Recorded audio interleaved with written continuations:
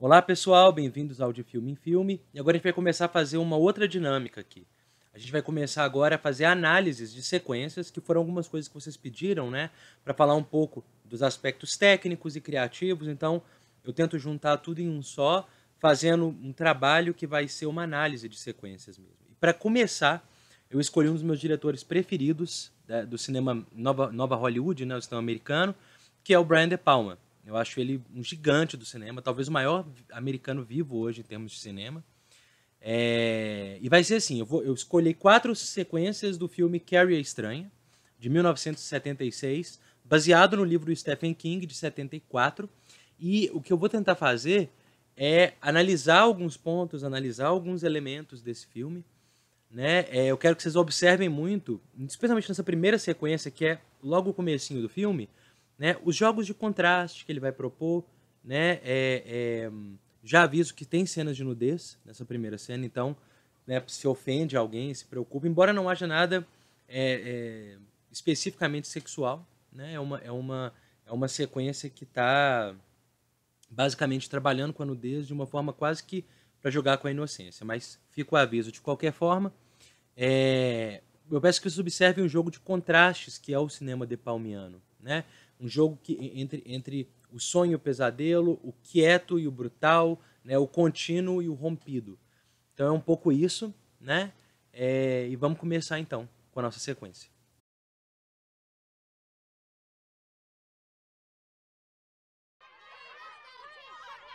A gente vai começar aqui analisando então uma sequência. Olha que interessante, né? Na verdade vamos analisar hoje 2 sequências. Então a gente começa nesse espaço, né, nessa espécie de cotidiano americano, e ele vai trabalhar aqui num plano sequência, ou seja, pelo menos na percepção de uma cena sem corte, ele vai se aproximando do personagem, então ele sai do todo, ele vai fechando na personagem, digamos, principal, né, a personagem Carrie. As personagens falam já no sentido de trazer ela à tona. E olha que interessante, como que ele sai de um plano geral e chega num plano médio. E o que ele está desenhando aqui é a exclusão dela. Ela é isolada no quadro, ela é isolada no espaço. Olha como ela não é central, né? Ela está um pouco lateralizada para a esquerda, enquanto as outras vêm. E o que é brilhante aqui são várias coisas. Primeiro, ele vai dialogar aqui agora com o soft porn, né? O cinema erótico. Ele sai desse universo super realista ali, né? Digamos, fidedigno ali.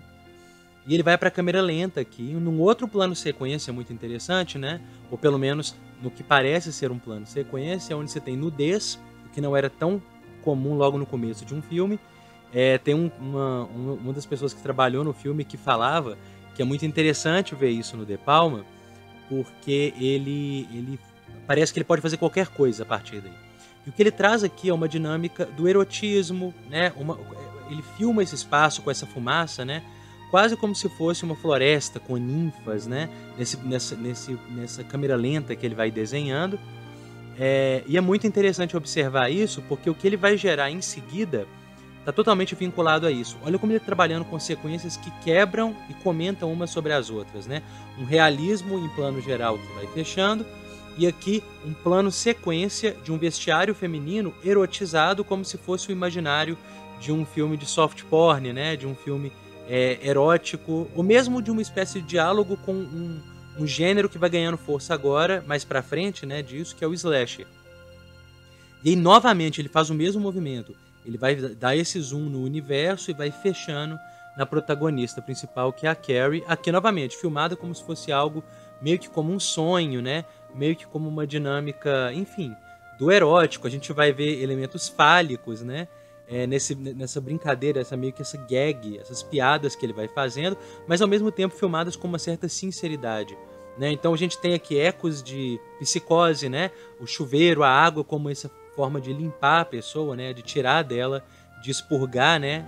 Um certo pecado, mas dialogando com o erotismo. Muito interessante a cena, os seios, né? E como que isso vai sendo filmado ali, como que ele vai trabalhando isso em fades, né? Filmado realmente como se fosse uma espécie de soft porn, assim, né? Um softcore, na verdade. Um erotismo meio até cafona, mas por isso mesmo tem sua potência, né? No que hoje pode se pensar como uma cena cafona, e uma exploração do corpo da Sissy Spacek, que é muito diferente, falo da exclusão.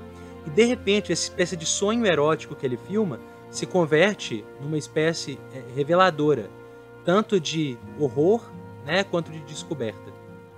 E essa cena que vai de planos sequências, né, lá, a queda, a gente tem a queda do sabonete, né, e o sangue que começa a descer, né, e aí o horror dessa personagem. Então, essa sexualidade, né, esse despertar sexual vinculado ao sangue, vinculado ao horror, vinculado ao que é biológico, né? Então, é um De Palma em duas sequências de abertura muito brilhantes. E aí ele começa a repensar a forma de filmar aqui. Se até agora ele veio de planos sequências para fades, né, fusões em cima das outras, ele começa a filmar de forma distorcida. O sonho desaparece, as mulheres estão vestidas com exceção dela, então ela está exposta, né? Você começa a ter distorções na imagem. Então, são estratégias muito interessantes que o De Palma coloca. Ele começa a filmar, ela parece um monstro em algum momento, né? De um filme de horror, agarrando as amigas com a mão, amigas entre aspas, né? Com a mão cheia de sangue. E aí você começa a ver isso, aquele sonho se torna um pesadelo, se converte um pesadelo cada vez mais realista. E aí você vê novamente, né? As dinâmicas das duas sequências, uma que progride em cima da outra, são muito parecidas. Né?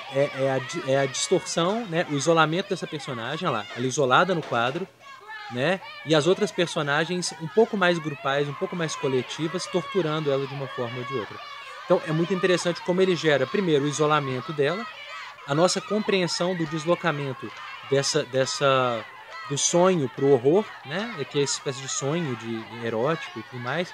Enfim, e olha como ele vai escolhendo lá, ele vai mantendo os planos, ele lida com duração agora. Ele lida com planos sequências, né? Aqui não, ele está trabalhando já com cortes e coisas do tipo.